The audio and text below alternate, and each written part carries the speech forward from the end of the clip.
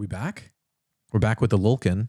We're back. Welcome everybody to another episode with Behind the Lulkin.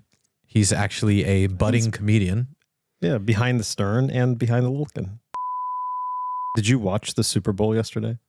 Yeah, sure. I watched it. I'm supposed to be ashamed that I watched it? You tell us. I don't know. Are you ashamed? Listen, time is something you can give and never get back. Stop it. No. Yeah, not again. God. The audience, the three people that watch this have actually heard that like 700 times. Sorry, Mom. Mom, Grandma. Yeah. Listen, I watched it. It was mildly entertaining. Mildly. I was really pulling for Brock Purdy. Who was that? He was the quarterback of the San Francisco 49ers. He's got like that whole Rudy story. Do you remember Rudy from the 90s? He's that the white boy daddy money looking guy. No, that's you. That's you. Definitely not Patrick Mahomes. He's just a hardworking quarterback that's not as talented as Patrick Mahomes. Patrick Mahomes is amazing, but he wasn't amazing to watch in that game. Yeah. There were two things that I liked about that football game. Mm-hmm. First thing was a Scientology commercial that only cost $250,000. That was amazing.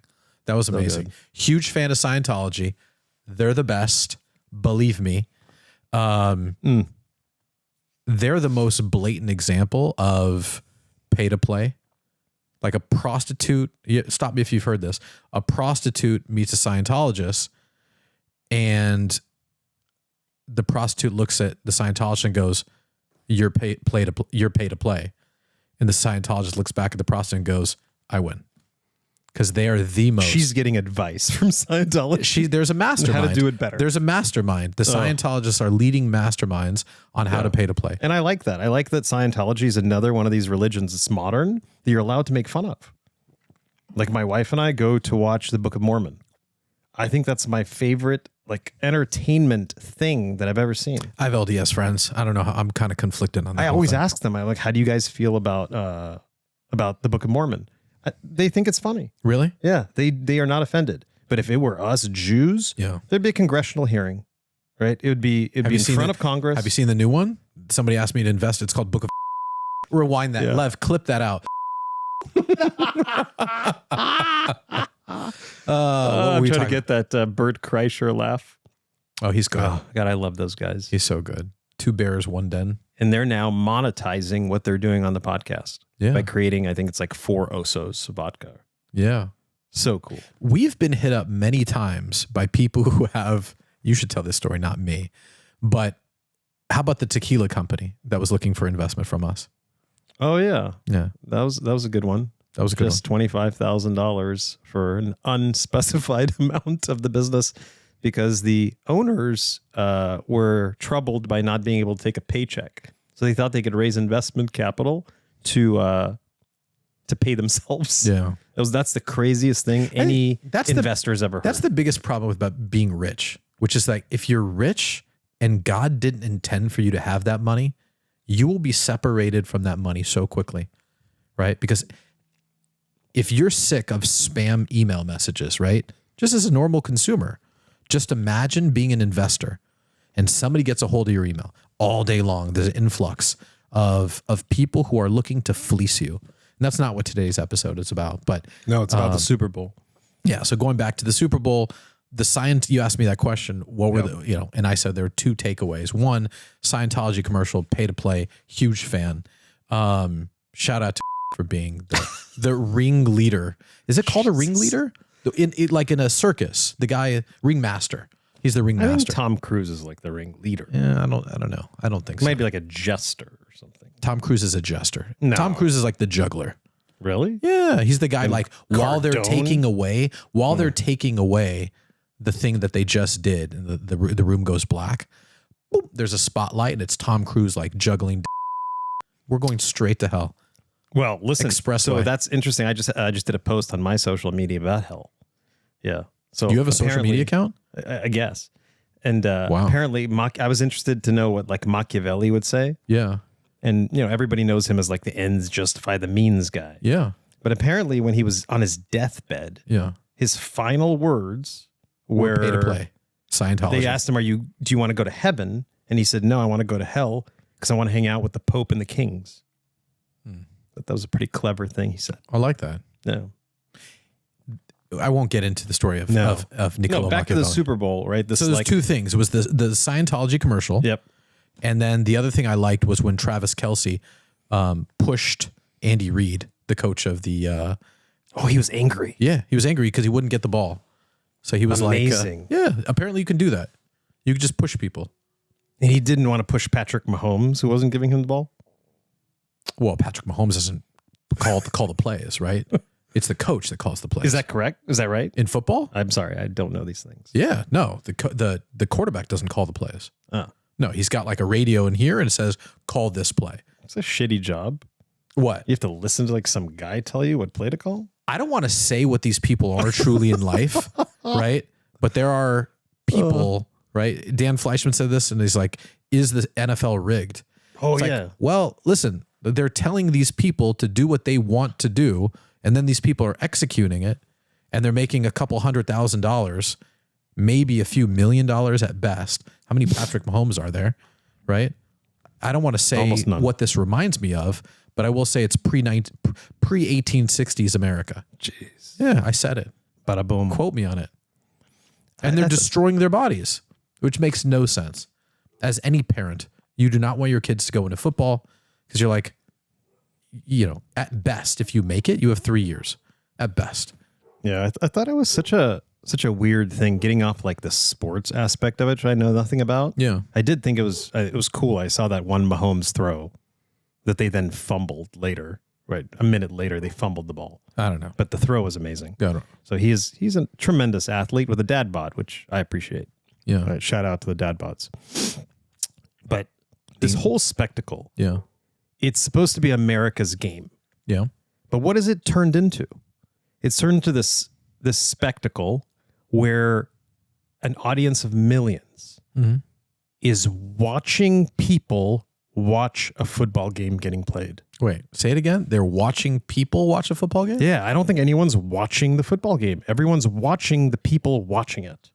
Right? And that's what it's turned into. The math doesn't math. Yeah, they're watching the audience. Who is there? Every time the camera is showing you some celebrity that's in the audience. I'm watching it for the football. But does that make me unique? I think it does. I think that half the audience is watching the people watching the game. So you want to see Taylor Swift react or something to like Travis Kelce, running with the football? That's what they're doing. Oh.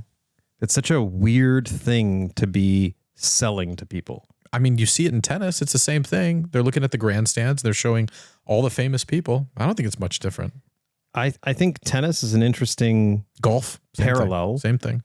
But just not as much. I feel like the whole thing was about the celebrities who were attending this event and what they were doing during the event. Bro, it's a gala. Right. It's a gala affair. But like at least at the Oscars or at the Grammys or whatever it is, whatever show my wife watches, they are going to receive an award and you're watching their reaction to receiving this award. None of the people in the audience of the Super Bowl are going to be playing on the field and they're receiving no awards, right? I don't care what Jay-Z is doing. But we've turned it into this event where what's more important are the celebrities and the elites that are in the audience. Where it reminds me of like a Coliseum, right? It reminds you of the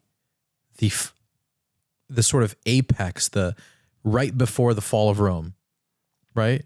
But in the Coliseum, I mean, there were like plebes, right? Like the serfs and the slaves and the regular people. Right. But there are no regular people at the Super Bowl. Not at $4,000 a ticket. I think they said the average ticket was $9,000. Yeah. But they said the range was between $4,000 and like $50,000 for a ticket. They had boxes or suites or whatever that cost millions of dollars. I mean, it's I think I'm going to agree with you on this. It's the whole like eat the rich. Yeah. Yeah. That's what the Super Bowl has become. Yeah. And I don't imagine that there are many seats at the Super Bowl that are purchased by human beings. Yeah. Right? It's like you own a small business. It's mostly corporate sponsors, right? Yeah. Or you own a business, right? And probably not a small business. Yeah. I should It's not not say. like a donut store competing with Dunkin'. That was a great commercial. I didn't watch it.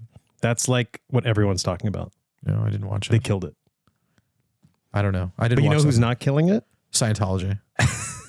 All the small business owners, right, that own donut stores, right, that can't afford to run a commercial for millions and millions of dollars. I mean, you have to have the type of business, right? Josh was asking me this question too. It's like to afford a commercial on the Super Bowl, $7 million, not including production. Can Cardiff, right, the company we own, can you cash flow that? And I did the math. It works out, right? Back of the napkin math, right? You spend, not including production costs, but you spend the money to air the commercial, $7 million. We generate 18 million at a 1% response rate. So yeah, it does. I think for large brands and large franchises, right, it's a great opportunity to build brand awareness. But yeah, if you're a small business owner, are the small business owners watching it feeling disappointed that their like sandwich shop or that their small business doesn't have a commercial? I think that's a great question. I mean, I think they're watching it feeling like inflation is eating away all of their profits, while the businesses that are actually at scale are fighting that inflation. Yeah, but whose fault is that? It's a good question. It's their fault. Right. They didn't scale the business. Sure. You know, there are so many different options. And by the way, I want to take a quick commercial break to talk about how you can get access to quick and affordable capital. Apply at cardiff.co. Get instant and immediate access, $5,000 up to $500,000 immediately deposited, wired into your bank account. Go to cardiff.co. Cardiff cares. Now, shameless plug, but the point is, that's great. The point is, if they're looking at that, and I don't think they are, but if they're looking at the Super Bowl and they're saying that's unfair, then I think they are. Okay, then they're in a box. All right, talk about it. What does that mean? Well, I think it means that, you ever met a small business owner that owns a pizza restaurant? I have. Yeah. On Portnoy's little clips. I watch them every day. I once went to a restaurant at a friend's request, and it was in San Diego. It was a pizza restaurant and brewery. And I go there. We're having a corporate event there. And I'm meeting, shaking hands with a business owner, right? And what can I get you? Can I get you anything else? And he's kind of running around like crazy as if it's like his wedding or, like his wedding or something, right? Like frazzled, right? Trying to make sure everything's perfect. In the meantime, he's alienating his employees. Going to the pizza oven saying it needs 2 more minutes. Going to the cash register saying you didn't ring this up correctly. Going up to the waiters and saying you didn't take their orders correctly. You didn't enter the orders correctly into the point of sale system. Going to the line cooks and saying, too many olives.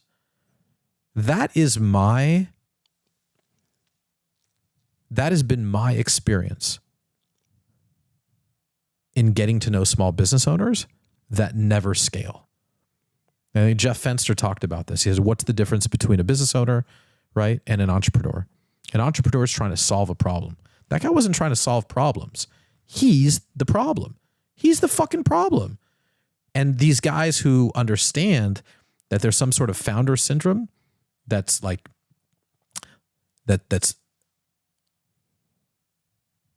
keeping their business from achieving any type of scale, right?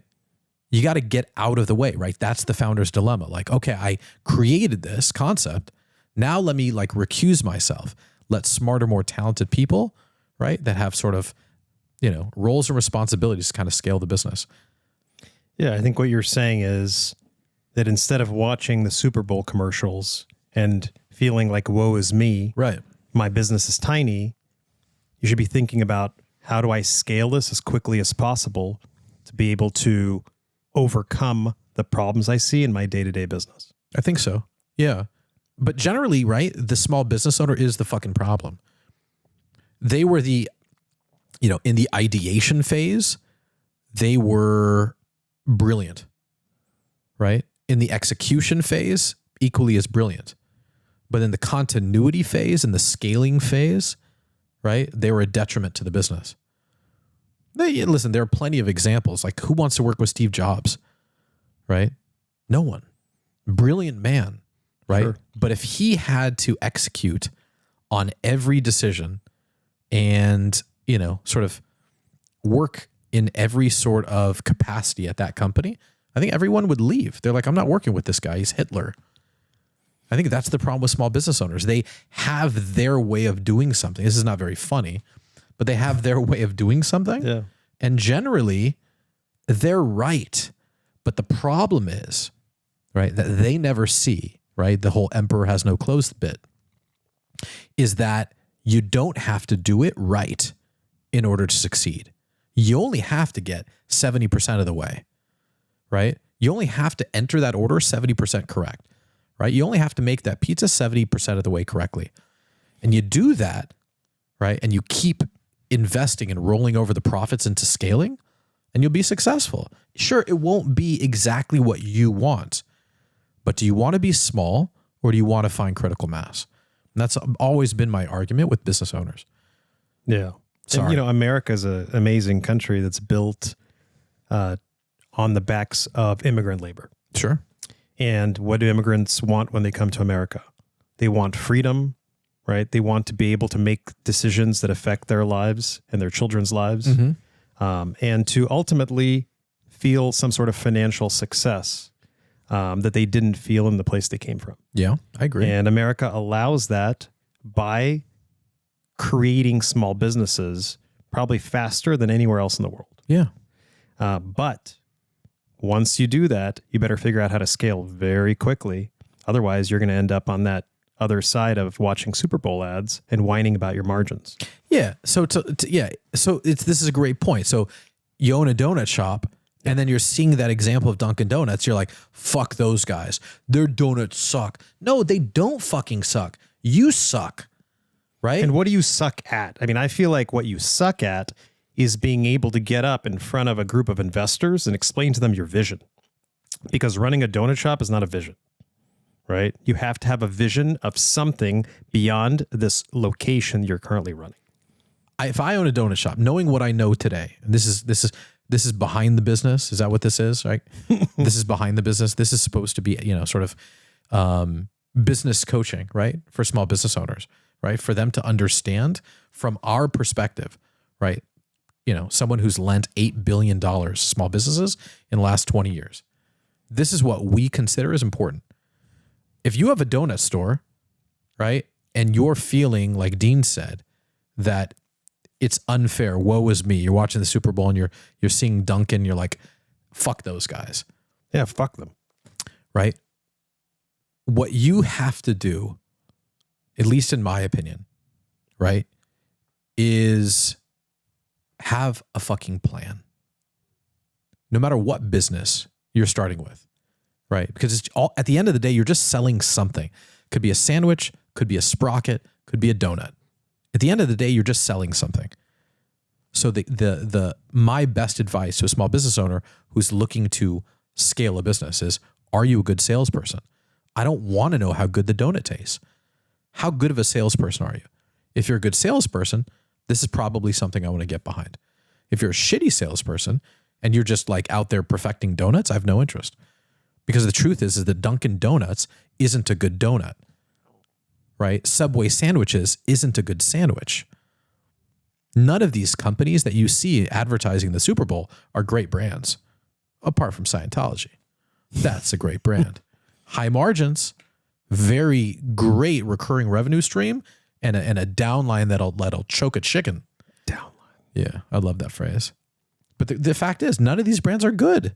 They're just good at what? Selling something. So if you're good at selling something, I'm fucking interested. But if you're good at making a pizza, a donut, a sprocket, I'm out. Yeah. Unless it's the best pizza, donut, or sprocket there is in the whole world. There's no such thing. And there are like 3 of those. There's no such thing. There's a gourmet chef out there that might be able to create something that is so amazing that everyone agrees it's the best. All right, let me ask you a question. There's one of those guys. Let me ask you a question. Yeah. In LA, that Italian guy, Wolfgang Puck. Yeah. You been to his restaurant? Been to a few of his restaurants.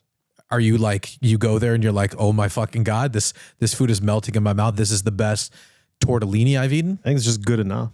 Yeah. It's fine. It's fine. It's fine. It's not the best. So he's the apex predator of franchise Italian food. Yeah. Franchise meaning multiple units, right? Not necessarily franchise in terms of, being a franchisor, right? And having franchisees in your system, but he's the apex. He's as good as it fucking gets. And guess what? The food actually sucks. Another guy. But the guy at French Laundry in Napa One is store. not Wolfgang One Puck. store. I know. One store. Well, he's got two. Two stores. Yeah. Two stores. Critical mass? I don't think so. Scale? I don't think so. He's also not looking for investors, right? He just wants to sell cookbooks. Write a Absolutely. book. I think he wrote a book. I feel like I read his book. Yeah. Right? Again, Did he write a book? If you're a guy starting, I'm sure. I think he wrote it, but he hates his father. If you're a guy That's the trauma. starting a company, or a gal starting a company, right? Don't think you're going to be that guy, right? You're much more likely to succeed by being Wolfgang Puck than you are by being the most artistic, most skilled chef in the world. I'm going to argue with you on this point. Let's right? go. Don't try to be those guys. Try to be someone like Dunkin' Donuts. Make a shitty donut at a high margin and scale that. And now you're not selling a donut. So what are you selling? Ben Affleck's dancing skills? I didn't see the commercial. I'm sorry. but let me ask you a question. J-Lo, Ben Affleck's best friend, Matt Damon, and Tom Brady. Is that the guy in Scientology? The guy? That's Brady. That's Brady. Oh, Tom Brady. I'm thinking of the guy that juggles dicks. That's not Tom Cruise Who either. parks his airplane in. Cut that. Cut that out. There's nothing wrong with. Still Yeah. cutting this part. Shit. Lev, Yeah. the editor. Yeah, that's fine. Oh. Dean, I'm going to ask you another question. Starbucks, good coffee or bad coffee? See, I don't even like coffee, Yeah. and I hate Starbucks. Anyone who's addicted to But Starbucks, what will do I tell you. love about Starbucks? I love the non-coffee drinks, and I love those little egg thingies that they sell. Yeah. Again, Yeah. this is supposed to be advice for business owners. Ask anyone who drinks Starbucks, is it good coffee? You know what they'll say? No. They'll say it's convenient. It's located everywhere and they have a drive-through and it's consistent. Consistent. Is Dunkin' Donuts good? No. Is McDonald's good? No. Is Wendy's good? No. All these brands are all mid. They're all mediocre, but they were sold by someone who knew how to sell. My advice to a business owner, don't be good, right? Or don't be great. Just be mid, but be great at selling. That's the advice. Yeah, and sell yourself, right? You have to sell yourself way before you sell any product or business idea. Yeah, and that's the personal brand part, right? So difficult. You've learned that Oh yeah. to start first with a personal brand. Yeah, I think we all have, right? And we learned the personal brand before we even understood what that was. Well, tell me, I don't necessarily follow. I'm not tracking. I think raising capital from investors is you building your personal brand. Hi, I'm Bilovic. This is Jima. Yeah, We're let's best. go sit down at a table at Rancho Valencia, Yeah. which for the audience is a very, very fancy resort in San Diego, California. And Did you say the audience? Oh, yeah. Oh, Audience, Aye, meaning aye. singular. oh. It's Hi, one person. Mom. Hello, Dad. Yeah, thanks for Hello, tuning Valerie. in. Yeah, She's watching this critically. yeah. We're missing a third camera, she says. So We have a third camera. I don't think we have a big enough room to accommodate it. But you're working on that. I think you got left on red by Simon. We'll come back to that. It's fine. oh, You're doing I great. don't know. Did we do something wrong?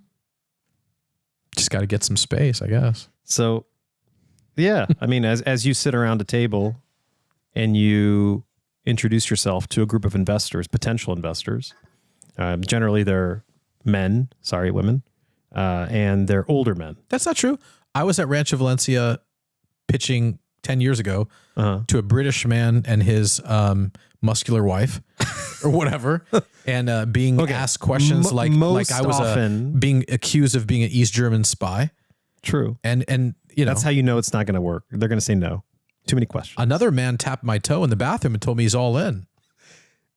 Don't you dare edit that part. Small business owners can relate to that. Shout right? out to Irv. What is his name? When someone says, yeah, I'm in, generally that's a check's that's a never word coming. of caution. The check's never coming.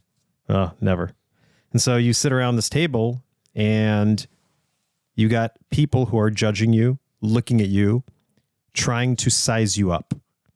And it's 75% you and only 25% your business. That's just human nature. So yes, they might be paying attention to your P&L. They're asking you questions about your profit margins. They want to understand what your plan is and what your vision is, but they're judging you. They're judging your history, your plans, and your ability to communicate.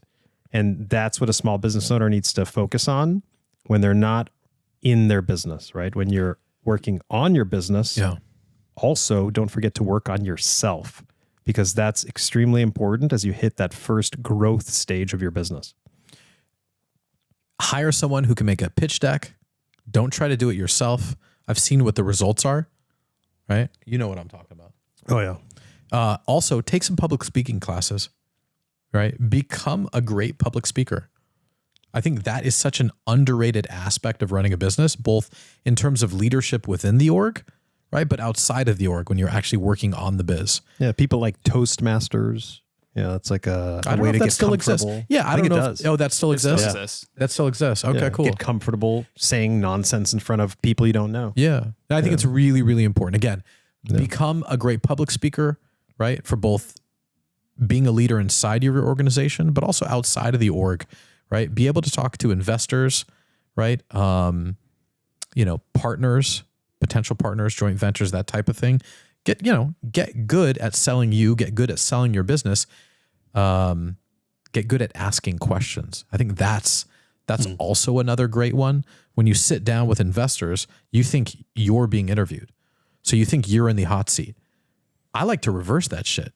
I like to ask them questions. I mean, I don't do it anymore. I'm not looking for investors, but I think if I was, right, I would ask them questions like, well, you're sitting with me at this meeting. Who have you invested with before that I would know, where I can talk to them about what's been their experience of working with you? I think this is like a tale as old as time, which is a two-parter. It's called Friends and Family, specifically because friends will believe in you first. Family's too scared to invest because they think you're going to fail. And they're just projecting. They never liked you anyway. Well, they're just projecting their own fears, right? Yeah. But the other part about that is, I had a post on this last night, I think on Instagram, which is be persnickety with who you allow to invest side by side with you. The fewer, the better. Have the minimum investment unit be large enough to have impact, but also be large enough to keep the qualified investors that could potentially cause issues with you sort of outside of, keep them outside the gates. Don't bring them in like a Trojan horse, right? I think it's important. Yeah. I saw your post. I mean, I thought it was great.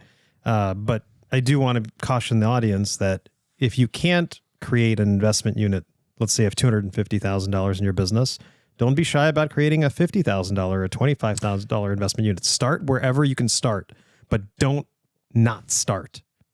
Do that today. Yeah, because the post was about a minimum investment unit being of $250,000. Yeah. That was an example. I get people what you're might saying. Snicker and think that's like an unrealistic, lofty goal for them. No, I get it. I totally get it. But my point is large enough, right? Large enough to keep the unqualified investors at bay, right? From just asking a bunch of questions and being a nuisance, and but also large enough to have an impact on your business.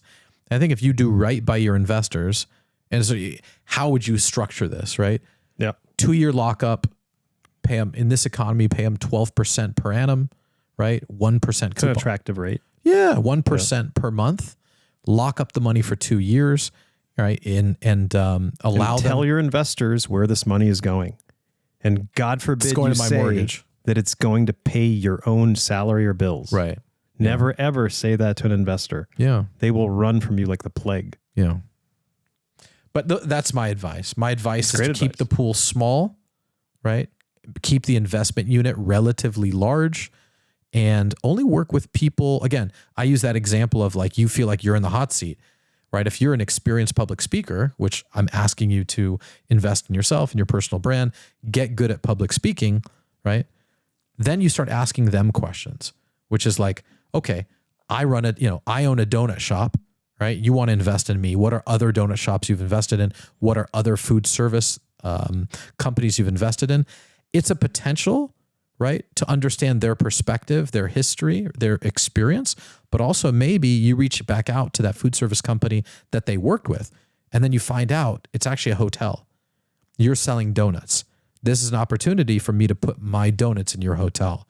Always think about how the world is connected.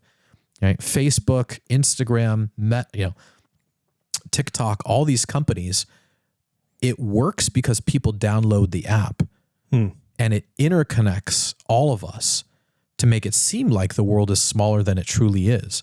Because generally you're just 3 connections away from a guy in Zimbabwe, right? That's how the world works. And I think the more questions you ask people, right, the smaller, it shrinks the world. And you start to realize that, like, yeah, I own a donut shop. This person invested in a hotel. This is my entrance. Make the connection for me. I want to get my donuts in that hotel. And that is insurance for your investment. And that, ladies and gentlemen, is advice for you. It's super important. Don't hang out with poor people. And I know that might sound kind of uppity, considering that, like I'm someone who's come from absolutely nothing to this country. And risen to the top 1%. I think I'm qualified to speak on this topic. You had to sweat always, a lot, I remember. Yeah. You used to put together air conditioners. Absolutely. Do you remember that with ducting and stuff? I would fall onto them. Yeah. And cut myself on the job site. Yeah. During high school summers. Yeah. You're uniquely qualified to talk about how poor people stink. I am. But the same advice you might give to your daughter, which is if you're going to hang out at a bar and meet guys, just hang out at the bar where the rich guys hang out. Why would you want to meet the poor guys? I mean, there's zero value there.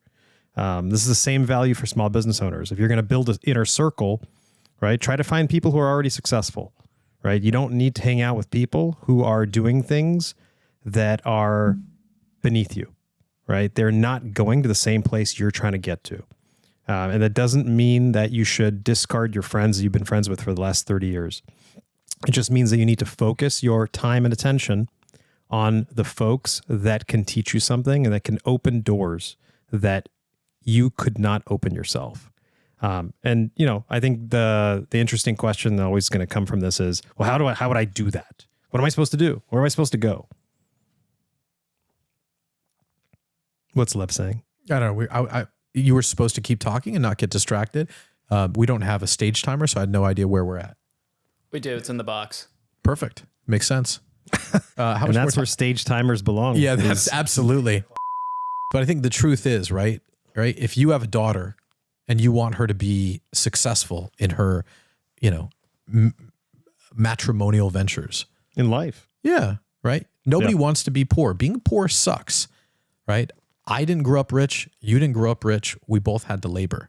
I make the joke that, like, being poor, that poor people smell. This is me projecting, right? This is me projecting. And the truth is that if you want, we go back to that example, you have a daughter, if you want her to be successful in her matrimonial venture, right? Which is to trap a man. I will trap you. You want her to go to a college where there's going to be rich guys. You want her to go to bars and restaurants where there's going to be rich guys. You want to give her every opportunity for her to find success. I think for business owners, as you said so well, right? It's friends. And sometimes friends hold you back. Friends want stability. Friends want security. Friends want repeatable, right? Things that can be rinsed and repeat. Let's go to Cheers. It's the bar where everybody knows your name. Communal misery, right? Yeah, but I'm not even getting that negative. I'm just saying, like, with the Cheers example, like from when we were kids, right? It's the bar where everybody knows your name, right? That was in the theme song, right? You know Cheers, Lev? No. But I think my point. I do know Cheers. Oh. But I think the point is, right? That's comfortable. Yeah. Right? But that's not comfortable doesn't get you to where you want to go, right? Where you get a pillow if you want to be comfortable. Yeah, absolutely. But the truth is, I mean, my dad would come in the morning when it was time for me to get up, and he'd rip the covers and the pillow from my bed. He wasn't all about me getting comfortable. He was not. No, if I'd sleep in past when the sun came up, he'd take my blinds. There were levalures or whatever they were called. He would take them off so that I would just not have blinds any longer. I mean, again, immigrant father, right? Yeah. Trying to teach us what he thought was important, which is get up early bird gets the worm. But what did he do? He owned a moving company, right? My dad stunk. So in any event, that kind of closes the loop on poor people stink. But I mean, I remember when I first came to America and I got to sleep over at my cousin's house. And at that time, his dad had spent the last about 5 years building his electrical contracting business. yeah, And they lived on top of a hill in a nice home with a beautiful view of San Diego's city lights. And it'd only been maybe 6 months or a year since we'd come to America, and I got to sleep over there. And I remember walking into the dining room, and it was at night. And then from the dining room, you could see all the city lights down below. And I remember I picked up the phone and called my dad, which is kind of a weird thing to do for an 11-year-old. I called my dad, and I said, Dad, I can see all the city lights. I'm going to have this one day. And I think my dad was sort of shell-shocked by that. He just didn't expect that I would call him and say something like that. And I was a little kid. But I think I understood what America meant, right? And what the opportunity here was. And, you know, what we're all striving for and what we're meant to do in life. let's end it there. Let's end it there. Yeah, on that emotional soliloquy. Soliloquy. Yeah, don't be poor. That's the message for today. Being poor. Yeah, it's funny, right? I know this guy who fought balding for like 10, 15 years. And the truth is, being bald is a choice. Who's that guy? It doesn't matter, but I'm just saying that, like, right? Jeez. You want to have choices. Bert's testy. Yeah, you want to have choices in life, right? And you want to like execute on choices, right? Sometimes making the wrong choice is better than not making any choice at all. And the example, like when you see people who are balding, right? That is a failure to accept your own reality, right? Then contrast that with Jeff Bezos, who was balding in the 80s and 90s, then created Amazon. Guess what? He has a shaved head now. That is a great example of someone who accepts their reality and executes on a decision. And you're going to say, "Wow, this is bullshit." What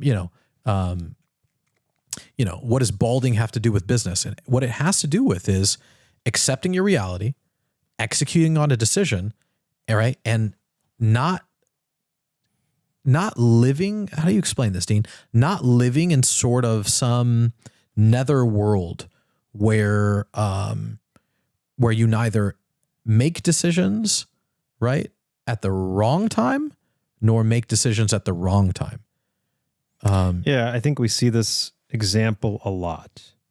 You have someone who is on a career path, maybe even is a business owner, and they are frozen by their circumstances, and they cannot pivot. Ooh, and I think this is another great point. I think Bezos understood the idea of pivoting with his hairline. Okay. Right? He pivoted, and he pivoted hard to a shaved head. And that's akin to a business owner that pivots from selling product A to selling product B. Yeah. Right? Or moving the location from location A to location B. Right? Or firing the person that is causing their business problems and looking for someone else. Right? Great example. Subway and Quiznos, the battle of the Titans. Subway, inventor of scalable franchise sandwich brand, right? Fresh ingredients ish, right? Quiznos comes along, steals the same idea, and introduces one aspect that makes their brand a game changer, which is an oven. And they toast their sandwiches. And then for a long time, Subway tries to fight them in the advertising world. Our stuff is fresher. Our stuff is faster. Our brand is better. We're in better locations. We have more locations.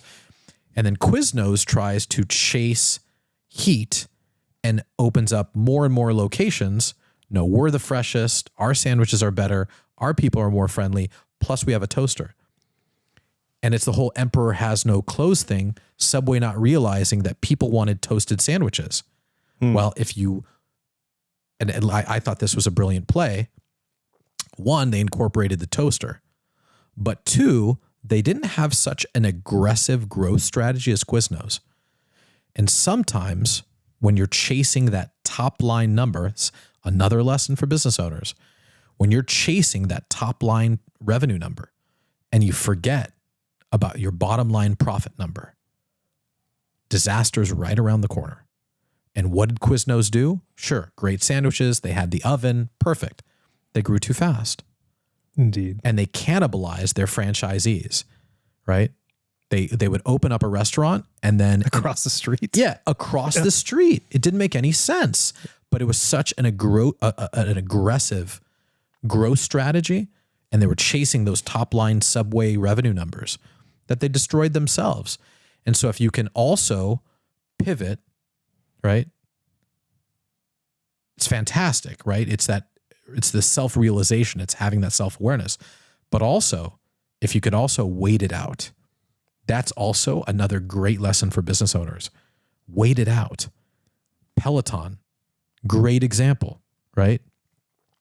Created a fitness brand that really did well in COVID because you could work out at home. And then it was a COVID stock, a fall from grace, right? Zoom is another example. And your event, you're like watching this stock fall like a falling knife. And you're wondering, why doesn't Apple buy it? Why doesn't Amazon buy it? What's the truth? Buy it, right? Yeah. I'll buy it in bankruptcy court. That's your strategy. What value do they have? I'll wait it out. So it's like knowing when to pivot. Yes, very important, right? But also not pursuing so aggressively that top line revenue number. Wait, scale slowly, scale intelligently, right? Those are great lessons. Want to end it there? Yeah. Thank you to our sponsors, Polo Ralph Lauren, Cardiff Small Business Loans. Yeah. We appreciate Quiznos. We appreciate the support. Quiznos couldn't do without Jared from Subway. Oh, thank you, Jared. From the other side. I don't know if he's dead. They should already kill him. I think he's at Club Fed. Okay. Hopefully they killed playing him. tennis. Hopefully they killed him by now. Schmuck. All right. We'll see you guys next time. Bye. Adios.